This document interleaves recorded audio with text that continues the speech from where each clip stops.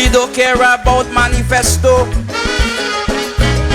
Sometimes we don't even know who is the candidate. But if our next election call tomorrow, you know we run in to participate. You know why? Some vote for party, some vote for race. They don't care about this country and the problems that we face. Some vote for roti, some will vote for alcohol, some will vote for a Josie, and some don't vote at all. Now well, look, don't talk about the campaign. Some of them speakers could give you gripe. Just imagine one night in St. Augustine, a woman boasting about she husband pipe. But with all the boast she was boasting, I hear the pipe is just a tap. But you know the people who was listening, mama, yo, if you hear them clap, you know why? Some vote for party, some vote for race. They don't care about TNT and this crisis that we face. Some vote. Welcome to the Late Night Show. Hope everything is okay. Hope everything is all right. I'm your host, Andrew Day. Okay, what is happening on the lovely island of St. Martin? Well, remember when I said that, and this is something very hard for me because I hate to apologize. And I need to apologize from now because I made a mistake last week by saying that I said that St. Martin is not a real place. And it's really not. It's really not. I'm not apologizing. It is still not a real place. No, that's it. That's how it is. Why am I saying that? It's because on Thursday coming, we have an agenda point dealing with what we thought we dealt with last week. So this week, we have another drama to deal with, and that is, of course, the removal of the President of Parliament, Chrisha Heilige Martin. Now, last week, we had a situation. You know all the situation. I'm not going to go through all the facts again.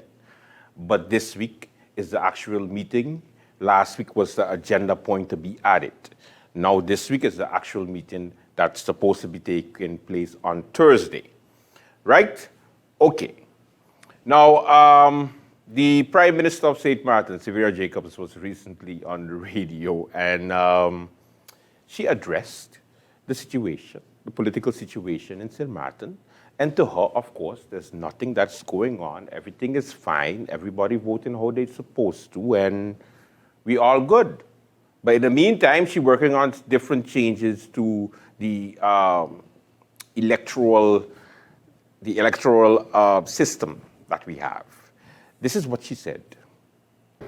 Our young constitution, and I think people forget that. They figure, oh, you exist for 12 years. Look at democracies that exist for hundreds of years. And look at what's happening in the United States.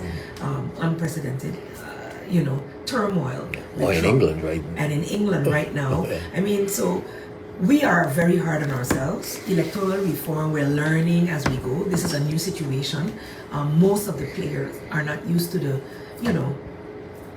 double, you have legislative and executive body in this manner. Before this branch was in Curacao, and we hardly paid attention to it. We didn't, we felt we were in a minority there, we never have a voice. We didn't pay attention to it while we were at Netherlands Antilles much. Some did, but most didn't comprehend it and only focus on local politics. Now our local politics has two layers, and it has to be understood.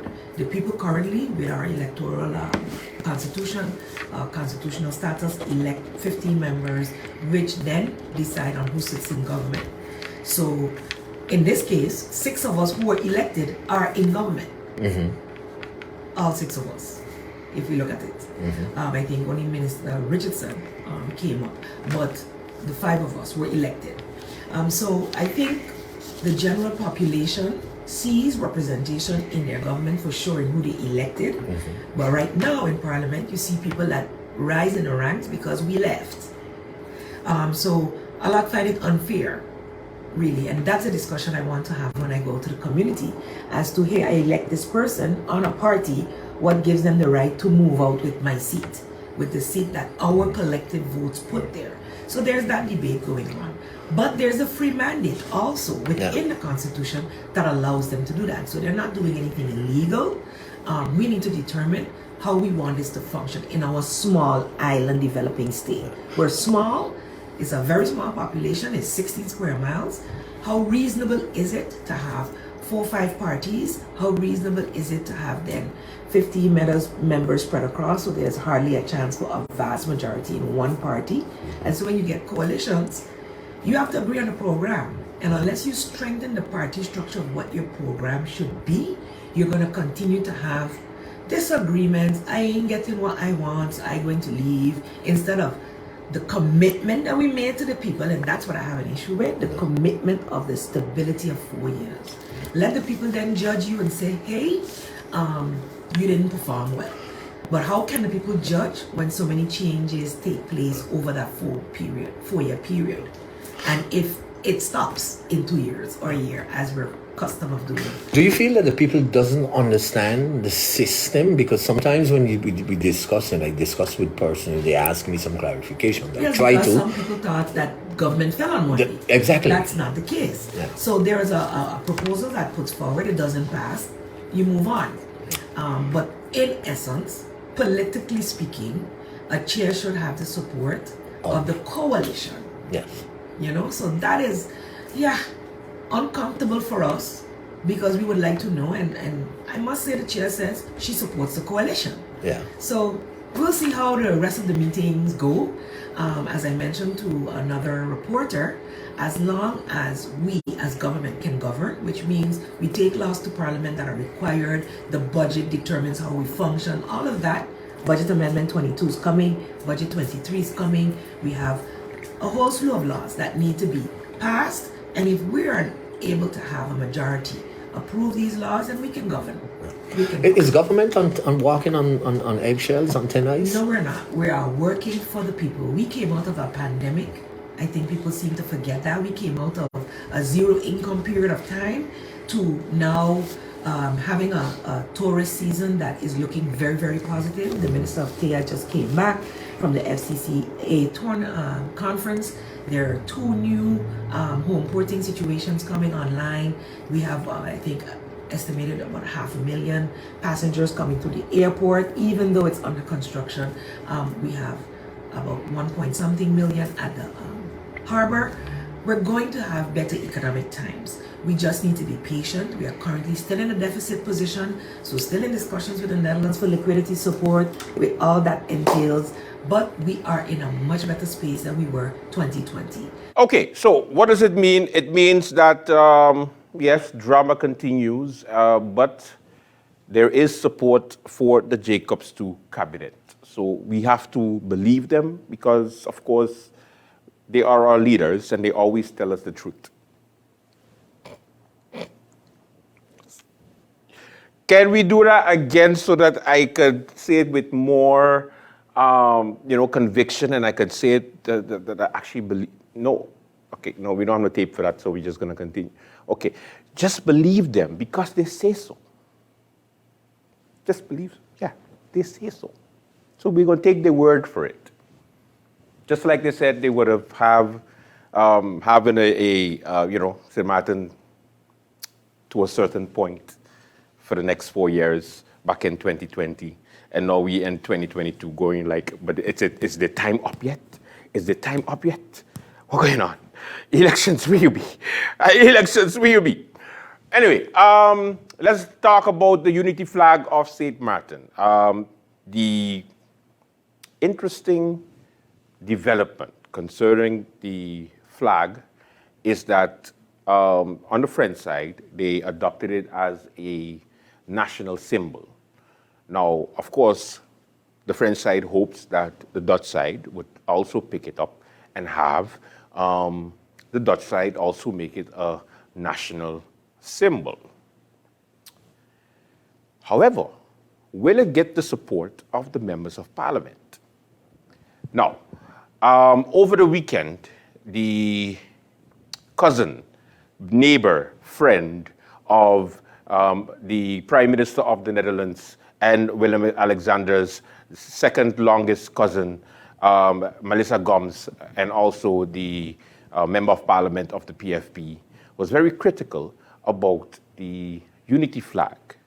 And she said the following: no matter the explanation they give for the unity flag, the feedback I have from the people who do not feel represented by it means that I cannot and will not support its recognition. And of course, then she said, replying, that because here were a handful of dudes coming up with a flag does not mean it is what unites the people themselves. Empty gestures and no actual work being done on actual unification is not the way. Damn, 2 out of 3, because I got more to say. And then the last part is also, lol, a 2020 protest against a border closure implemented by the prefect and then cussing the same French side people for blocking their own border just last year clearly is curious to observe because the same folks waving that flag were cussing each other. So at least we know the PFP will not support the flag, the unity flag. I know the flag that they will make sure support. Yes, of course. Obvious, right? But in any case, I want to know what the other members of Parliament feel about this unity flag. And I just don't like the disrespect because the amount of hard work that went into actually coming up with the flag, and for just an MP who just reached into Parliament to go like, don't need it, don't like it, won't give my support. Hey, it's only because she is the leader or the unofficial leader of the opposition in Parliament is where you have to respect them because they are 9 strong. Yes, 9 members strong. So I think if it doesn't have the support of MP Gumbs, it means that the rest of the opposition will not support it. Therefore, it will not get the support that it needs. I wonder what kind of flag she would want as a unity flag. No, that's too obvious. Stop that. No. I wonder. Maybe it's supposed to be, what's supposed to be in there? Oh, because it's a bunch of dudes that come out with it? That's why, MP? I don't understand. Anyway, but today, the president of the collectivity, Louis Mussington, Sir Louis Mussington, was also on radio, and he wore the flag proudly. Just had it right over him, and he was like, listen, St. Martin's Day coming up, and we are going to celebrate the unity flag no matter what. The unity flag.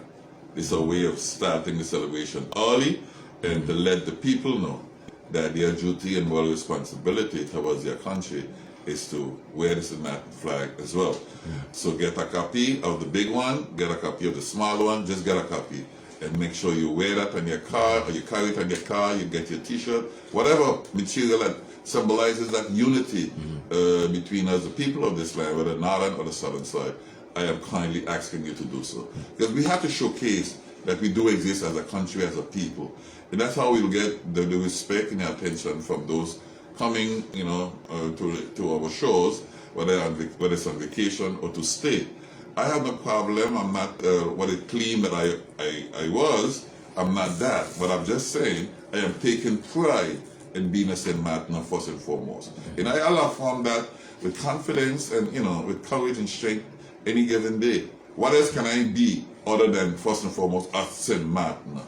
So this is what this flag represents: the unity of our people. I want to bring into light also the memory of Dr. Claude Watty and also Dr. Petit. Those are the ones who had the vision to say, let's select a day when we can proudly showcase who we are as the people of this land. So it's in that spirit, with that legacy that I'm trying to carry on. And hey, those who want to get against me, call me dictator, call me whatever, let it be, let them back. But I know the people are standing firm behind this move because, again, the referendum was on the 18th of September. In my book, and again, the pictures are there to serve to indicate that I'm not wrong in this decision. When you look at hundreds of people, thousands of people who gathered there, they already have St. Martin's flag. Who didn't have flag? Have a shirt, black shirt, wearing the St. Martin flag. So what other referendum do you need to say, let the people decide? They have already decided. They have spoken.